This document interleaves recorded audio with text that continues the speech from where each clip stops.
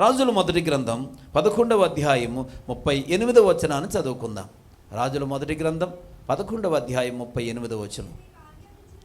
నేను నీకు ఆజ్ఞాపించినదంతయు నీవు విని నా మార్గములను అనుసరించి నడుచుచు నా దృష్టికి అనుకూలమైన దానిని జరిగించుచు నా సేవకుడైన దావీదు చేసినట్లు నా కట్టడలను నా ఆజ్ఞలను గైకొనిన ఎడల నేను నీకు తోడుగా ఉండి దావీదు కుటుంబమును శాశ్వతముగా నేను స్థిరపరిచినట్లు నిన్నును స్థిరపరచు ఇశ్రాయేలు వారిని నీకు అప్పగించేదను.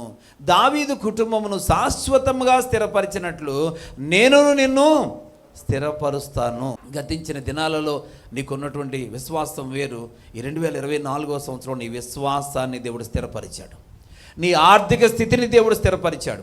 నీలో ఉన్నటువంటి ధైర్యాన్ని దేవుడు స్థిరపరిచాడు. గత కాలంలో ఒక్కొక్కసారి ధైర్యంగా, ఒక్కొక్కసారి అధైర్యంగా, ఒక్కొక్కసారి విశ్వాసంతో, ఒక్కొక్కసారి అవిశ్వాసంతో, కానీ నీ విశ్వాసాన్ని దేవుడు ఏం చేశాడు?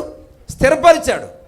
దేవుడి మీద ఒక అపారమైన నమ్మకం కలిగినటువంటి వ్యక్తిగా నీవు ఉండగలుగుతూ ఉన్నావు.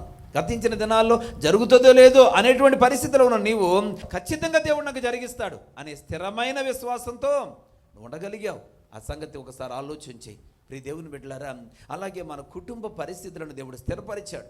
ఎన్ని సమస్యలు వచ్చినా, ఎన్ని శోధనలు వచ్చినా, గత కాలంలో భయపడుతూ, దిగులు చెందుతూ, కృంగిపోతూ, ఏంటి నాకు ఇలా జరుగుతూ ఉందని గంటల తరబడి, రోజుల తరబడి ఆలోచించినటువంటి నీవు ఏ సమస్య వచ్చినా దేవుడు నాకు సహాయం చేస్తాడులే అంటే నీలో నీ పరిస్థితులను అధిగమించేటువంటి స్థిరత్వం ఏర్పడింది. స్థిరమైన ధైర్యం నీకు దేవుడు ఇచ్చాడు. ఇది దేవుడు తోడు వలనే. దేవునికి స్తోత్రం. నీ ఆర్థిక స్థితిని దేవుడు స్థిరపరిచాడు. డబ్బుల విషయంలో ఏం చేయాలా, ఎలా చేయాలా, ఎలాగా అని చెప్పేసి చాలా ఆరాటపడేటువంటి నీవు ధీమాగా ఉండగలిగిన పరిస్థితి దేవుడు నీకు ఇచ్చాడు. పిల్లరా, ఆర్థికంగా దేవుడు నిన్ను స్థిరపరిచాడు.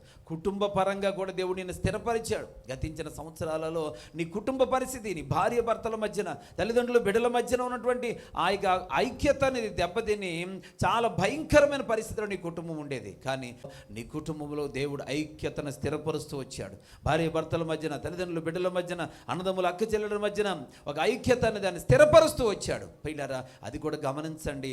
దేవుడు మీకు తోడుగా ఉండడం వలననే మీ కార్యం జరిగిందని దేవుని సేవకునిగా జ్ఞాపకం చేస్తున్నాను. దేవునికి స్తోత్రం.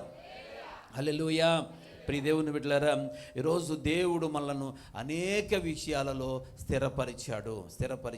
పిల్లరా, దేవుడు నీ జీవితంలో ఆ యొక్క స్థిరత్వాన్ని బట్టి దావీదు విషయంలో దేవుడు ఎలా స్థిరపరిచాడో శాశ్వతంగా దేవుడిచ్చే ఆశీర్వాదం అంట, దేవుడిచ్చే స్థిరత్వం అంట శాశ్వతమైంది. దావీదు కుటుంబమును దేవుడు ఏ విధంగా అయితే శాశ్వతంగా స్థిరపరిచాడో అదే మాదిరిగా నిన్ను స్థిరపరచడానికి దేవుడు ఒక పునాది వేశాడు.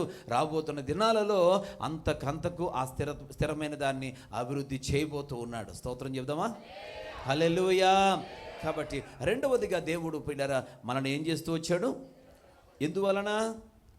ఆయన తోడు ఉండడం వలన మనం స్థిరపరచబడుతూ ఉన్నాం.